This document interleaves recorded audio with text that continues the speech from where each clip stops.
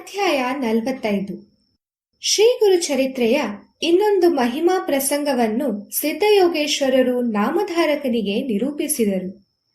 ನಂದಿ ಎಂಬ ಬ್ರಾಹ್ಮಣನೊಬ್ಬನು ಕುಷ್ಠರೋಗದಿಂದ ಬಳಲುತ್ತಿದ್ದನು. ಆತನು ತುಳಜಾಪುರದ ಭವಾನಿಯನ್ನು ಸೇವಿಸಿದನು. ಅಲ್ಲಿಂದ ಮುಂದೆ ಚಂದಲಾ ಪರಮೇಶ್ವರಿಯ ಸೇವೆ ಮಾಡಿದರೂ ಅವನ ಕುಷ್ಠರೋಗವು ಗುಣವಾಗಲಿಲ್ಲ.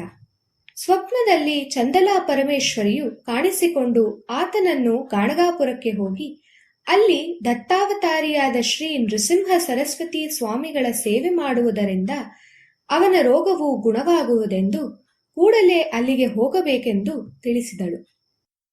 ಆದರೆ ದೇವಿಯಿಂದ ವಾಸಿ ಮಾಡಲಾಗದೆ ಇರುವ ರೋಗ ಗಾಣಗಾಪುರದ ಸಿದ್ಧಪುರುಷನಿಂದ ವಾಸಿ ಮಾಡಲು ಸಾಧ್ಯವೇ ಎಂದು ಯೋಚಿಸಿದ ನಂದಿ ಬ್ರಾಹ್ಮಣನು ದೇವಿಯ ಸೇವೆ ಮಾಡುತ್ತಲೇ ಇದ್ದನು. ಆಗ ಚಂದಲಾ ಪರಮೇಶ್ವರಿಯು ಅಲ್ಲಿನ ಅರ್ಚಕರ ಕನಸಿನಲ್ಲಿ ಕಾಣಿಸಿಕೊಂಡು ನಂದಿ ಬ್ರಾಹ್ಮಣನನ್ನು ಗಾಣಗಾಪುರಕ್ಕೆ ಕೂಡಲೇ ಕಳಿಸಿಕೊಡಿರೆಂದು ಹೇಳಲು ಅರ್ಚಕನು ನಂದಿಯನ್ನು ಗಾಣಗಾಪುರಕ್ಕೆ ಕಳಿಸಿದನು. ಬ್ರಾಹ್ಮಣನು ಗುರುಮಠಕ್ಕೆ ಬಂದಾಗ ಶ್ರೀಗುರುಗಳು ಸಂಗಮ ಸ್ನಾನಕ್ಕೆಂದು ಹೋಗಿದ್ದರು. ಅವನು ಗುರುಗಳ ದಾರಿ ಕಾಯುತ್ತಲೇ ಅಲ್ಲಿಯೇ ನಿಂತನು.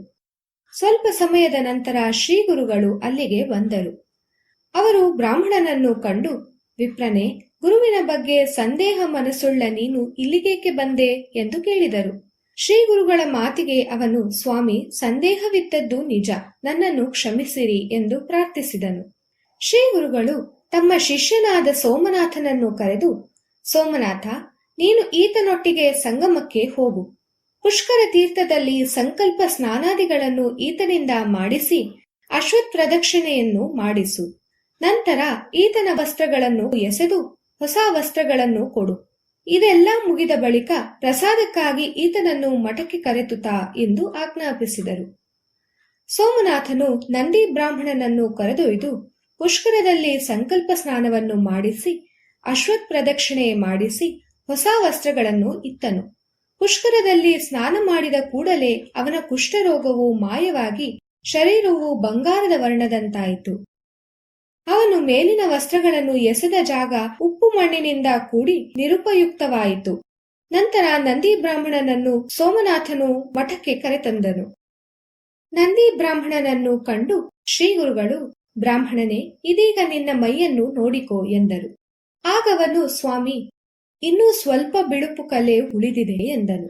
ಆಗ ಶ್ರೀಗುರುಗಳು, ಹೌದು, ಗುರುಮಹಿಮೆಯ ಬಗ್ಗೆ ನಿನಗೆ ಇನ್ನೂ ಸ್ವಲ್ಪ ಸಂದೇಹ ಇರುವುದರಿಂದ ಆ ಕಲೆ ಉಳಿದಿದೆ.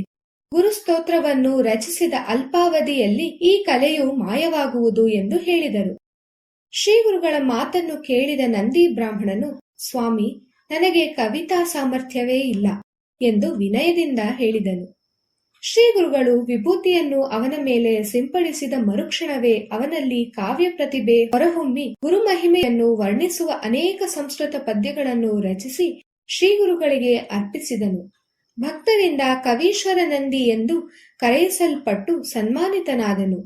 ಕವೀಶ್ವರ ನಂದಿ ಶ್ರೀಗುರುಗಳ ಸೇವೆ ಮಾಡುತ್ತಾ ಗಾಣಗಾಪುರದ ಗುರುಮಠದಲ್ಲಿಯೇ ಉಳಿದನು ಎಂದು ಸಿದ್ಧಯೋಗೇಶ್ವರರು ನಾಮಧಾರಕನಿಗೆ ಹೇಳಿದರು ಎಂಬಲ್ಲಿಗೆ ಶ್ರೀ ಗುರು ಚರಿತ್ರೆಯ 45ನೇ ಅಧ್ಯಾಯವು ಸಂಪೂರ್ಣವಾಯಿತು.